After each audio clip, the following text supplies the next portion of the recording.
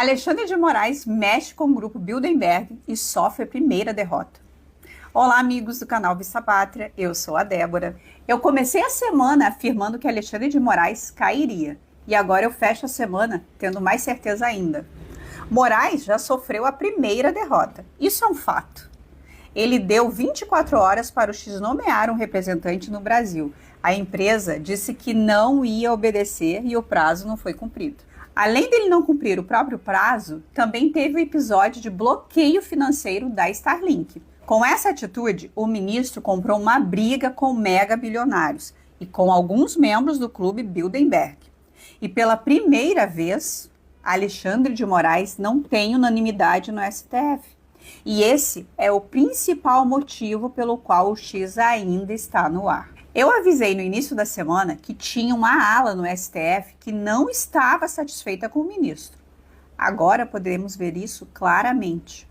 Mas vamos entender os próximos passos logo após o recado que eu tenho para... O prazo não foi cumprido. Mesmo que o X venha a cair amanhã ou depois, fica claro que Moraes não tinha certeza de sua decisão e por isso não cumpriu de imediato. Isso já é um claro desgaste da imagem do ministro perante a parcela da sociedade que não é politizada. O pessoal que não acompanha a política e ficou sabendo do prazo para a derrubada do X, viu que Moraes não cumpriu o que ameaçou. Isso é um baita enfraquecimento na imagem de um ministro que até então sempre dobrava a aposta. Mas o interessante aqui é entender o porquê ele não cumpriu. Ela afirma que uma ala de ministros, embora reconheça a complexidade do caso, entende que o banimento do X é algo extremo, capaz de gerar um grande desgaste para o tribunal. Existe uma ala do Supremo que não quer comprar essa briga e está esperando um maior desgaste do ministro para se levantar contra ele. Esse é o segundo episódio de grande desgaste, pois já temos as revelações da Folha de São Paulo. E se você ainda tem dúvida de que Moraes recuou, eu te provo. O ministro colocou para julgamento nesta madrugada os recursos de Elon Musk. A primeira turma do STF está julgando no plenário virtual. Isso demonstra a narrativa de que Musk está querendo descumprir as decisões judiciais do Brasil. O X questionou juridicamente as decisões, mas nem sequer teria sido apreciado. Moraes ameaçou derrubar o X sem nem sequer colocar os recursos para serem julgados no colegiado da corte.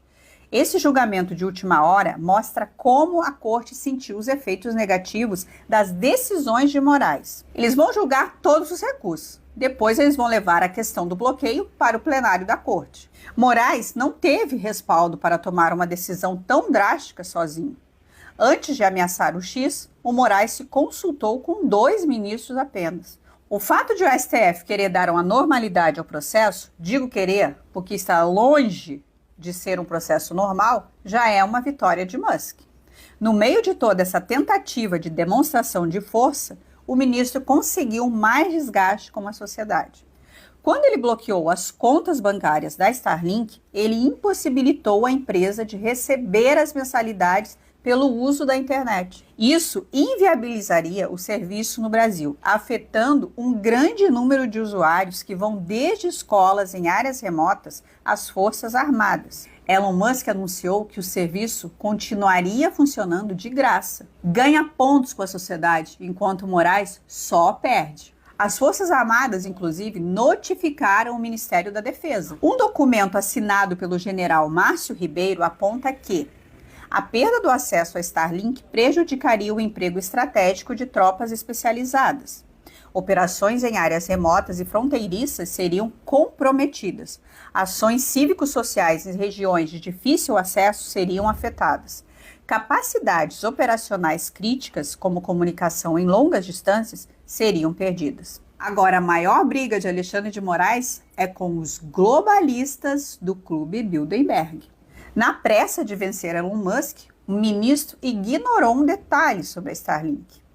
Elon possui apenas 42% da Starlink, mas o restante é apoiado pelo poder financeiro do Google, pela família Johnson, que tem uma fortuna avaliada de 44 bilhões de dólares, e pelo fundo do Peter Thiel. Ao congelar as contas da Starlink para punir o X, Alexandre de Moraes não está apenas desafiando Elon Musk. Ele está enfrentando os investidores mais poderosos do Vale do Silício. Mexer com a Starlink, que nem sequer está vinculada ao X, significa que você está brigando com os maiores players da tecnologia. Imaginem só as consequências disso. O Peter Thiel é membro do Clube Bilderberg e os Bilderbergs estão bem acima da turma do Fórum Econômico Mundial. Só para vocês terem uma ideia, a embaixada americana disse agora há pouco que está monitorando o caso. Pessoal, quero ler um texto que saiu na Bloomberg que mostra bem como o pessoal do sistema financeiro está analisando isso. A repressão da Starlink no Brasil, uma dança com desastre? Em uma tentativa equivocada de proteger os grãos da China na década de 1950, Mao Tse-tung declarou guerra aos pardais, acreditando que eles estavam roubando as colheitas. A campanha levou ao abate de milhões de pássaros, mas quando os pardais ficaram em silêncio, a natureza retaliou. Os gafanhotos prosperaram sem seus predadores, devorando plantações e mergulhando a nação em uma fome devastadora. O que começou como uma medida direcionada para proteger as pessoas se transformou em uma catástrofe, ceifando milhões de vidas. Um lembrete pungente do quão frágil o equilíbrio da vida realmente é. Hoje, o Brasil se encontra em um precipício semelhante. Ao ameaçar fechar a Starlink e congelar suas contas bancárias, o governo corre o risco de cortar uma tábua de salvação crucial para seus próprios cidadãos.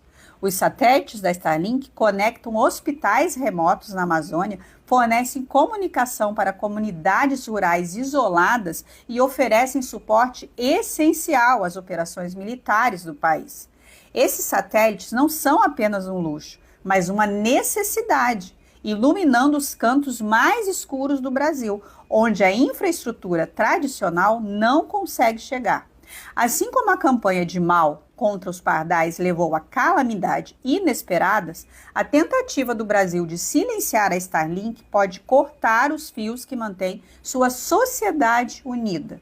Será que a iniciativa de extinguir esse farol tecnológico pode levar a consequências indesejadas, deixando os mais vulneráveis do país no escuro?